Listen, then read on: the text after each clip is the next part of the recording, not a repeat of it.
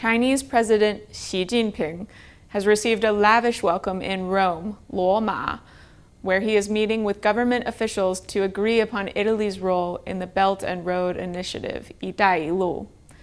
Key vocabulary words are 谅解备忘录, memorandum of understanding, 签署, to sign an official document, 龙头, a leader among companies, and 造访, to pay a visit. 意大利官员与中国国家主席习近平即将于罗马讨论一国加入“一带一路”的协定。这份不具法律约束力的谅解备忘录可望于周六签署。届时，意大利将成为第一个支持“一带一路”倡议的7大工业国成员国。“一带一路”计划透过大量基础建设，将欧、亚、非大陆以及中东地区连接成一庞大贸易网络。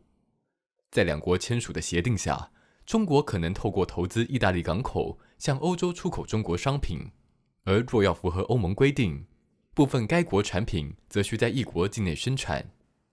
协定内容也可能允许中国科技龙头华为参与意大利 5G 网络建设市场。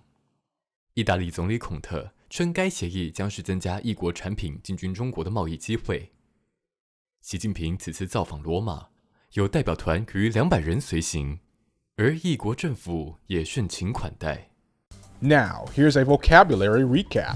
谅解备忘录。首先来看谅解，谅是原谅，解是理解，所以谅解一般是指在了解了真实情况之后，消除对某个人的意见。备忘录，备是准备、防备，忘就是忘记，录是记录。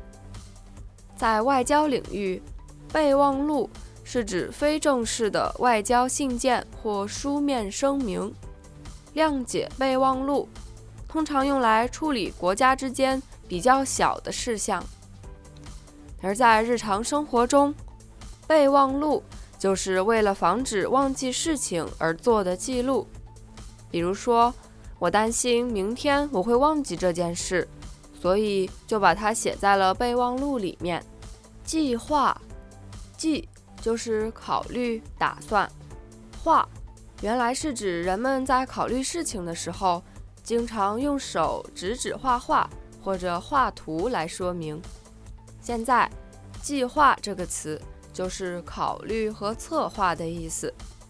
例如，请您计划一下这个项目要如何完成。龙头，龙在中华文化中是一种神奇伟大的生物。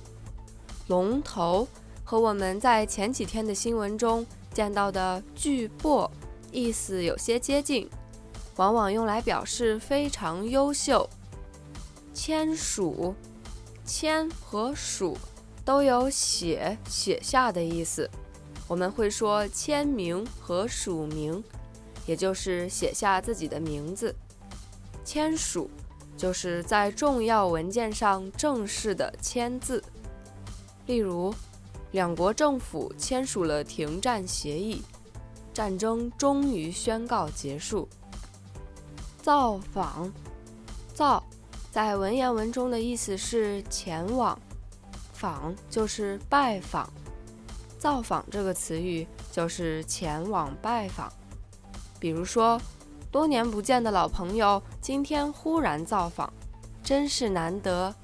逾的意思是超过、越过，是一个书面正式的词语。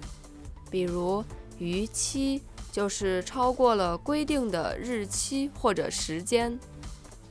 盛情款待，盛原意是多，盛情就是深厚的情谊。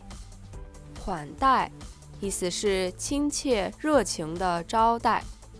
例如，我只是去旅行，却受到当地人的盛情款待，吃到了很多美食。Thanks for tuning in to this episode of ChinesePod Today. We hope you'll subscribe to our new channels.